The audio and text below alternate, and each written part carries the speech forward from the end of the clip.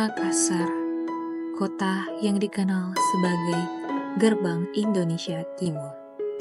Kaya akan budaya, kuliner, dan geliat pembangunan yang terus melaju. Tapi, di tengah hiruk-pikuk ini, ada satu ancaman yang tidak terlihat, namun perlahan menghantui kita semua. Pencemaran udara.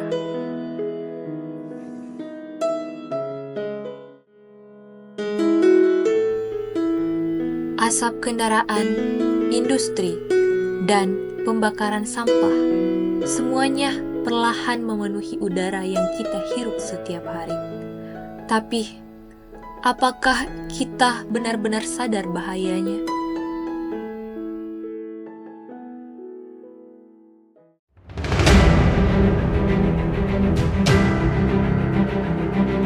Kami akan menghadirkan kembali pembahasan tentang polusi udara di ibu kota. Ada juga Hari Selasa di minggu pertama bulan Mei selalu diperingati sebagai Hari Asma Sedunia. Polusi udara juga semakin mengancam wilayah penyangga. Sejumlah kualitas udara DKI Jakarta dan sejumlah wilayah kian mengkhawatirkan. Saat ini, efektifkah langkah-langkah yang sudah diambil pemerintah dalam menangani polusi udara di Jakarta? Data Indeks Kualitas Udara atau AQAir menunjukkan kualitas udara. Polusi udara tidak hanya memicu penyakit, tapi juga menimbulkan kerugian. Dan berikut Indeks Kualitas Udara Jakarta menunjukkan angka 163 alias tidak. Lansia dan ibu hamil mengurangi aktivitas di luar rumah terkait kualitas udara. Setiap hari terpaksa menghirup udara tercemar dari asap pekat bercampur debu yang dikeluarkan. Sejumlah langkah untuk memperbaiki kualitas udara diklaim telah dilakukan oleh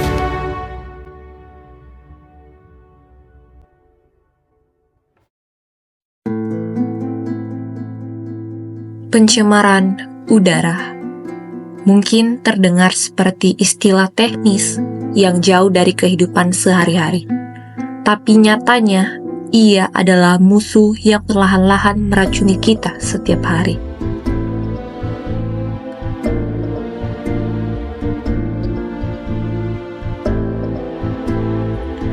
Pencemaran udara terjadi karena udara yang seharusnya bersih malah tercemar oleh partikel atau gas berbahaya.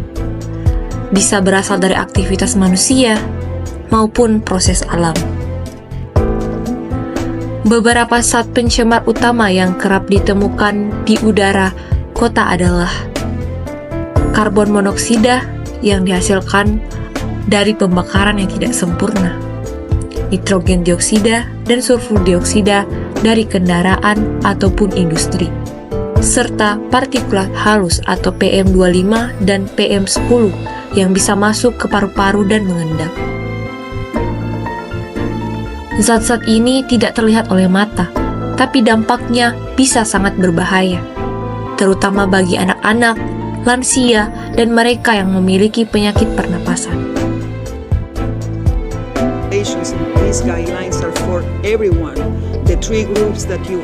Badan Kesehatan Dunia WHO telah menetapkan batas aman kualitas udara. Namun, di banyak kota, termasuk Makassar, batas ini sering kali terlampaui.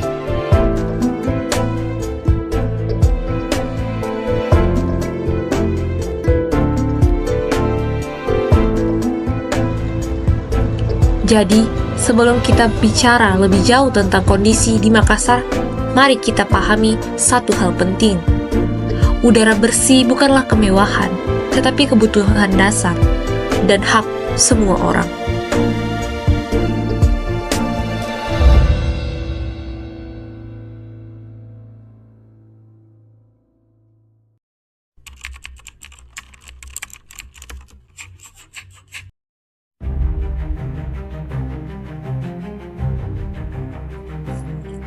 Udara tidak tiba-tiba tercemar. Ia perlahan berubah dari bersih menjadi berbahaya.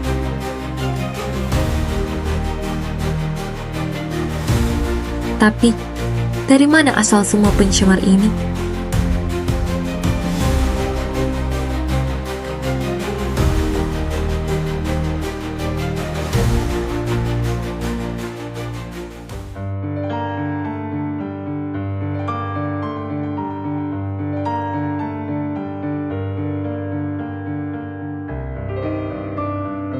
Sumber pencemaran udara di Makassar sebagian besar berasal dari aktivitas manusia, dan yang paling dominan adalah transportasi darat.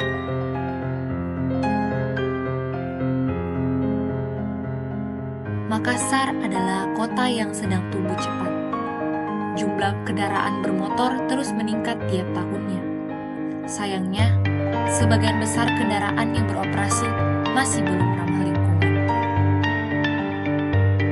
Asap dari knalpot menghasilkan karbon monoksida, nitrogen dioksida, hingga partikulat PM2,5. Inilah penyumbang terbesar polusi udara di dalam kota.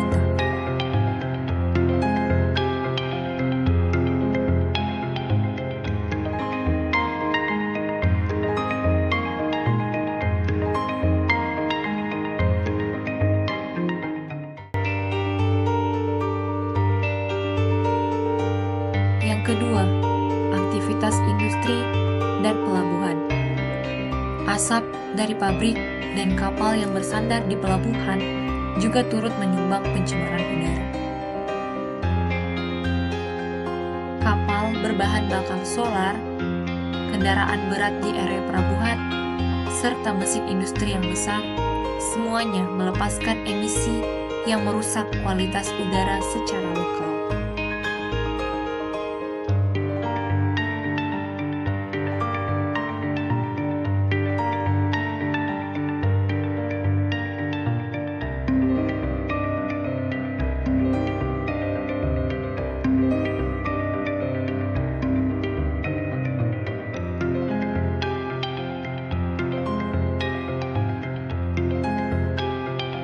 Selanjutnya, yang sering luput dari perhatian adalah pembakaran sampah secara terbuka. Di beberapa kawasan pemukiman, ini masih menjadi praktik umum. Sampah yang dibakar, terutama plastik dan karet, akan melepaskan zat berbahaya seperti dioksin dan furan. Ini tidak hanya mencemari udara, tapi juga mengancam kesehatan masyarakat sekitar.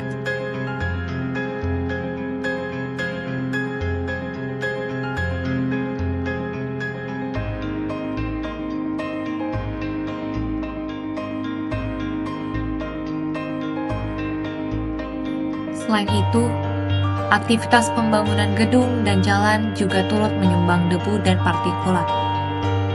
Angin membawa debu ke udara, menurunkan kualitas udara pernapasan, terutama saat musim kemarau.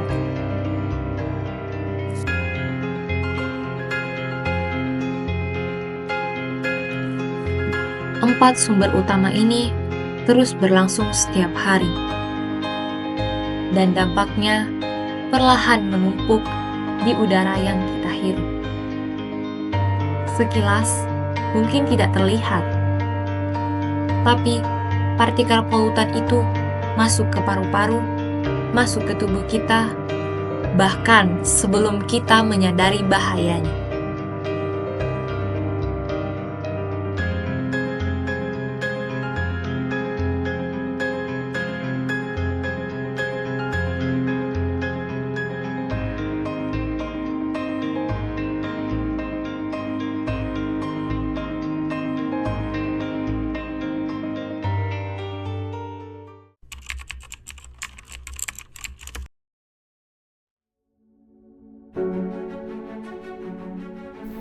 Setelah kita memahami berbagai sumber pencemar, kini muncul pertanyaan penting. Seberapa parah kondisi udara di Makassar sebenarnya?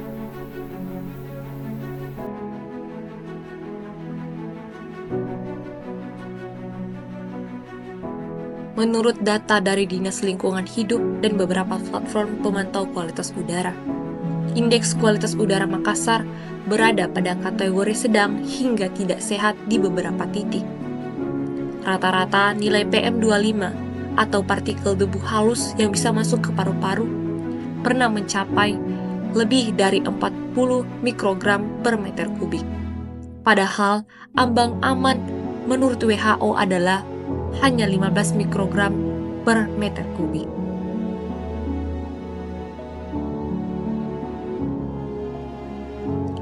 Jika dibandingkan dengan kota-kota besar lainnya, Makassar memang belum seburuk Jakarta.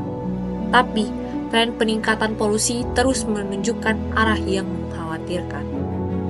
Khusus pada musim kemarau dan saat lalu lintas padat, kualitas udara di Makassar sering memburuk tajam.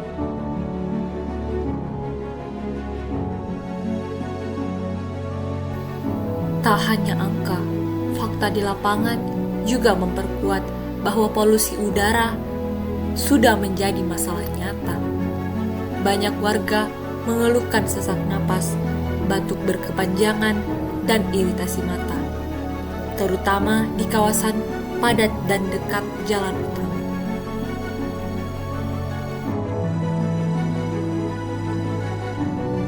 Sebuah studi dari Universitas Hasanuddin menunjukkan bahwa polutan seperti karbon monoksida dan PM10 di beberapa titik sudah mendekati atau bahkan melebihi ambang batas nasional.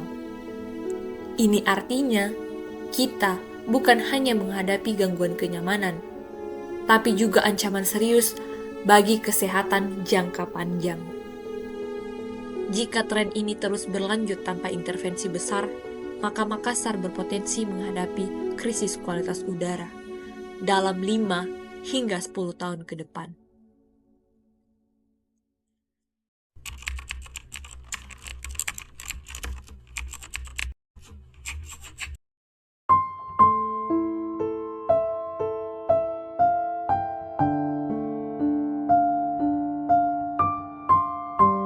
Pencemaran udara bukan hanya tentang bau tak sedap, kabut asap, atau warna langit yang berubah.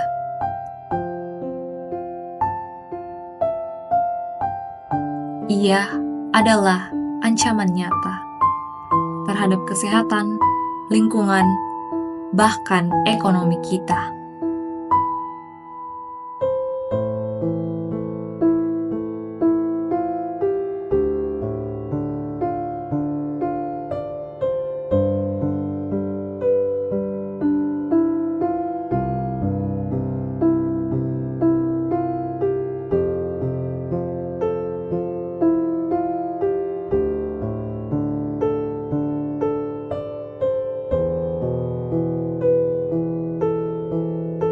Zat-zat polutan seperti PM2,5, karbon monoksida, dan ozon tingkat permukaan perlahan masuk ke dalam tubuh melalui saluran pernapasan. Efeknya, iritasi saluran pernapasan, serangan asma, bronkitis kronis, dan peningkatan risiko penyakit jantung serta stroke. Di Makassar, kasus ISPA atau infeksi saluran pernapasan akut terus meningkat, terutama pada anak-anak dan lansia.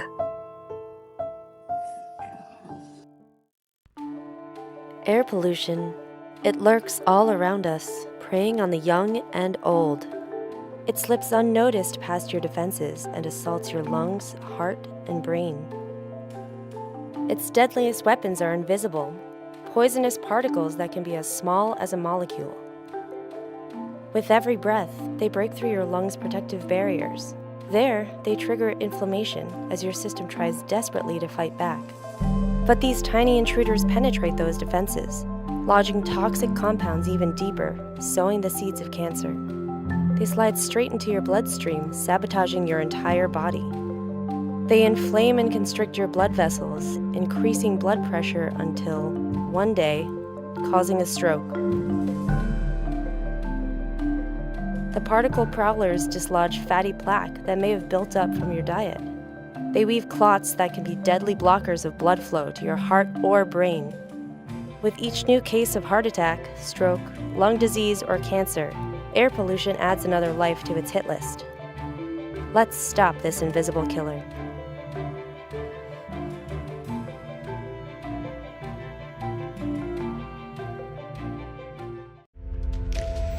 The impact of air pollution on children's brain development and health.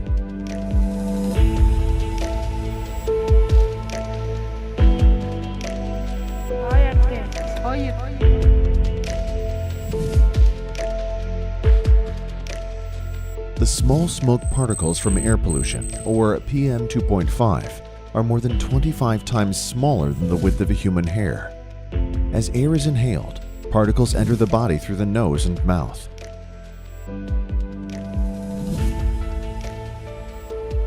Air passes through the respiratory airway and finally reaches the alveoli, tiny air sacs in the deepest part of the lung.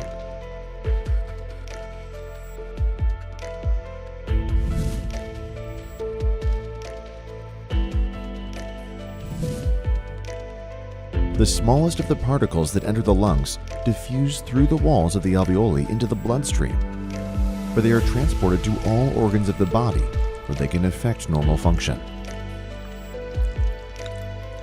Critical organs affected include the lungs, immune system, heart, and developing brain.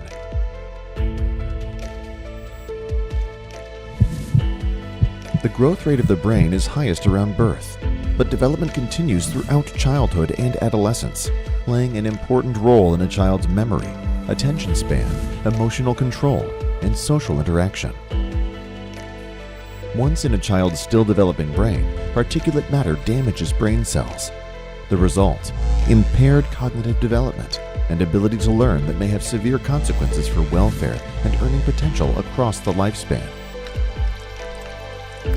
and may accumulate, resulting in neurodegenerative disease later in life.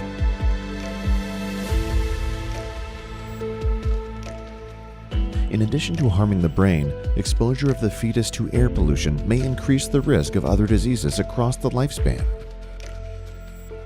including stroke, pneumonia, ischemic heart disease, chronic obstructive pulmonary disease, lung cancer. Protect your children from air pollution. Stay inside when air pollution is high. If you have to go out, wear a filtering mask. Install window filters and air filters at home if possible. Consume food and drinks high in vitamin C, E, and omega-3 antioxidants.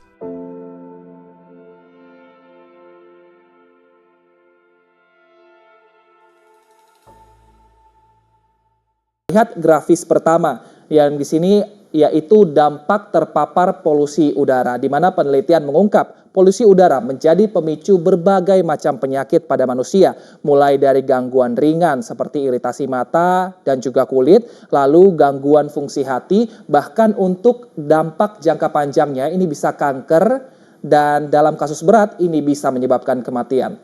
Salah satu gangguan kesehatan yang seringkali ditemukan pada orang yang terpapar udara kotor adalah ISPA atau infeksi saluran pernafasan akut. Dan berikutnya kita akan lihat dampak-dampak lain dari polusi udara, di mana tentu saja ketika kita terkena polusi udara kita harus berobat ke rumah sakit dan membutuhkan biaya. Nah, mengenai hal ini, pada tahun 2016, Komite Penghapusan Bensin Bertimbal atau KPBB bekerja sama dengan UNEP menggelar penelitian terkait polusi udara dan dampak ekonomisnya. Dan dari hasil penelitian menemukan bahwa biaya yang digunakan untuk berobat atas dampak polusi udara sebesar 51,2 triliun rupiah. Jadi bayangkan saja jika ternyata dana ini bisa dipakai untuk program penghijauan seperti mengembalikan lagi fungsi lahan menjadi lahan hijau dan juga menanam pohon di sejumlah lokasi yang masih kosong. Nah, selain berdampak pada kesehatan manusia, udara kotor juga menjadi salah satu pemicu pemanasan global dan merusak ekosistem bumi. Kerusakan ekosistem berbahaya bagi kelangsungan kita semua, makhluk hidup di muka bumi.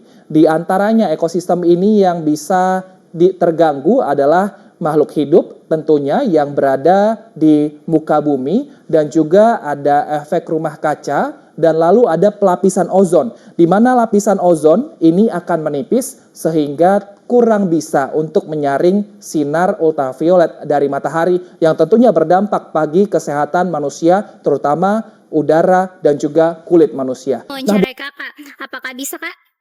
Bisa.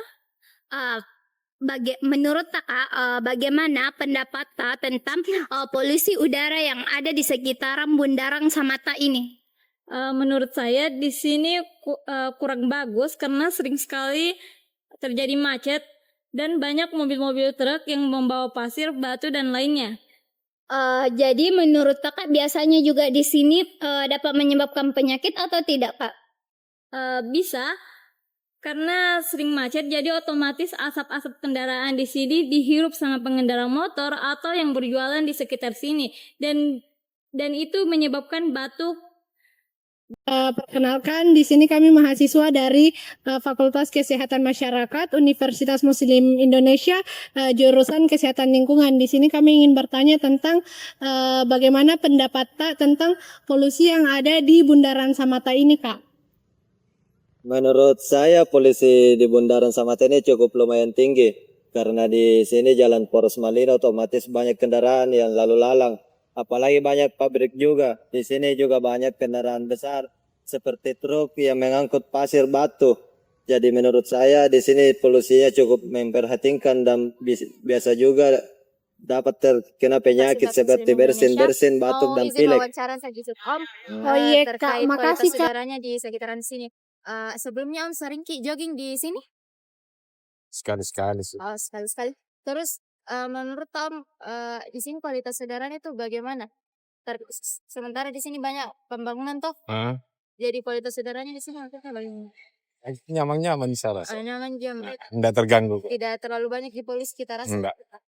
Adakah perubahannya dari awal jogging di sini terus sekarang ada yang beda kualitas udaranya kita rasa? Nggak ada, seperti biasa aja. Oh, iya. Makasih banyak Om. Kak, sebelumnya kami dari Universitas Muslim Indonesia jurusan Kesehatan Lingkungan. Bisa kami wawancarai, Kak? Boleh, Bang. Selama kerja di sini, Kak, pernah merasa terpapar oleh polusi udara selama bekerja di proyek pembangunan ini? Kalau saya itu, Kak, biasa tuh kalau ada pekerjaan-pekerjaan begini yang biasa menimbulkan juga debu atau material-material puing-puing bangunan begitu biasa juga terganggu. Biasa juga bersin-bersin begitu, batuk, ya seperti itu. Biar teman-teman biasa juga begitu. Iya, biasa. Makasih, Kak. Polusi udara juga berdampak pada lingkungan. Gas SO2 dan NO2 bisa menyebabkan hujan asam yang merusak tanaman, bangunan, dan tanah. Partikulat halus yang mengendap ke dalam tanah ataupun air juga dapat mengganggu rantai makanan dan kesuburan lahan. Dalam jangka panjang, ini bisa mengubah iklim mikro suatu wilayah dan menurunkan kualitas hidup manusia dan hewan.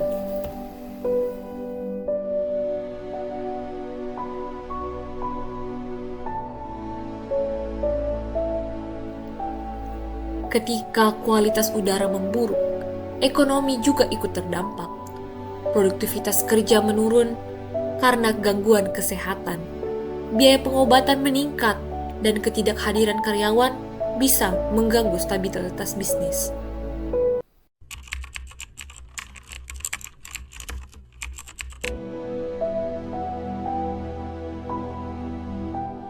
Sebuah studi menyebutkan kerugian ekonomi akibat polusi udara di kota-kota besar Indonesia bisa mencapai triliunan rupiah per tahun. Satu hal yang pasti, dampak pencemaran udara tidak hanya dirasakan hari ini, tapi juga bisa membayangi masa depan generasi berikutnya.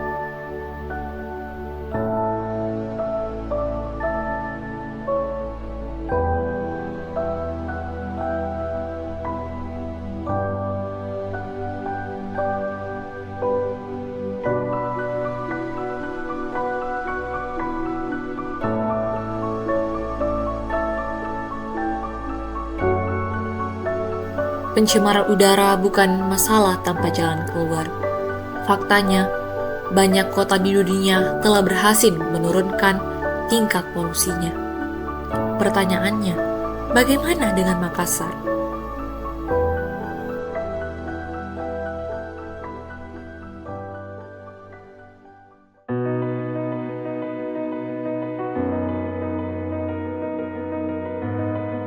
Pemerintah Kota Makassar melalui Dinas Lingkungan Hidup telah mengeluarkan berbagai program, di antaranya pengawasan kualitas udara secara berkala, pemasangan stasiun pemantauan udara, sosialisasi bahaya polusi di sekolah dan masyarakat. Namun, program-program ini masih menghadapi tantangan besar, keterbatasan anggaran, keterlibatan warga yang masih rendah, dan tekanan pertumbuhan kota. Salah satu solusi utama adalah transportasi ramah lingkungan, penggunaan kendaraan umum, transportasi massal, dan sepeda bisa mengurangi emisi secara signifikan. Pemerintah Makassar sempat mengembangkan sistem transportasi publik seperti BRT atau Bus Rapid Transit, namun implementasinya perlu lebih maksimal dan konsisten.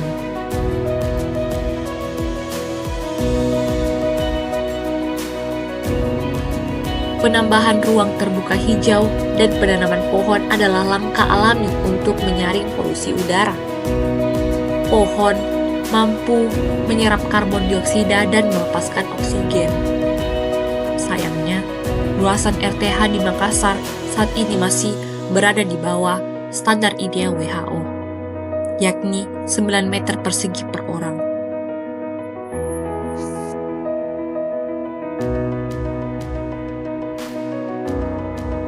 Pemerintah dan komunitas juga mulai mendorong edukasi tentang bahaya pembakaran sampah secara terbuka. Alternatif seperti bank sampah, daur ulang, dan pemilahan sampah mulai diperkenalkan.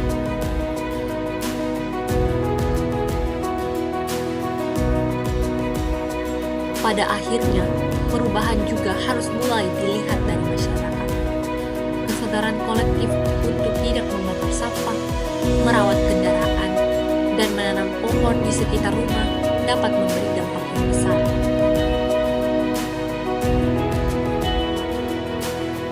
Solusi memang tidak bisa instan, tapi langkah-langkah kecil yang dilakukan secara konsisten bisa membawa perubahan besar bagi udara yang kita hirup.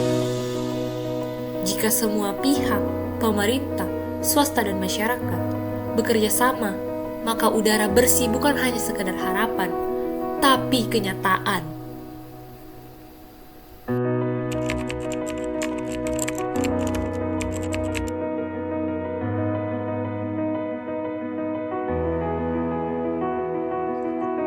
Perubahan besar selalu dimulai dari langkah yang kecil, dan kita adalah bagian penting dari solusi.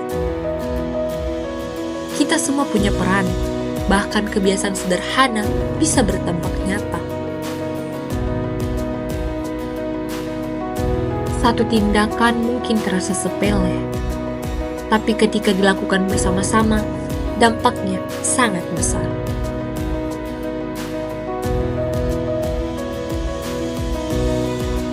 Si muda Makassar punya potensi besar menjadi agen perubahan. Mereka aktif, teredukasi, dan paham pentingnya menjaga bumi. Dengan dukungan teknologi dan media sosial, mereka bisa menyuarakan pentingnya udara bersih lebih luas dari sebelumnya. Bayangkan Makassar di masa depan, udara yang bersih, langit biru, tanaman hijau di setiap kecamatan, dan kendaraan minim emisi. Itu bukan mimpi, itu bisa jadi kenyataan, asalkan kita bertindak hari ini.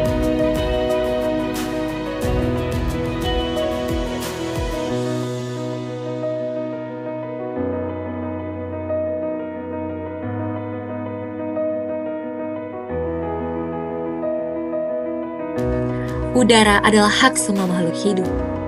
Ia tidak terlihat, tapi keberadaannya sangat menentukan. Kita bisa memilih, terus membiarkan polusi merusak masa depan, atau mulai bertindak menjaga udara hari ini. Makassar punya harapan, dan harapan itu ada pada setiap langkah kita.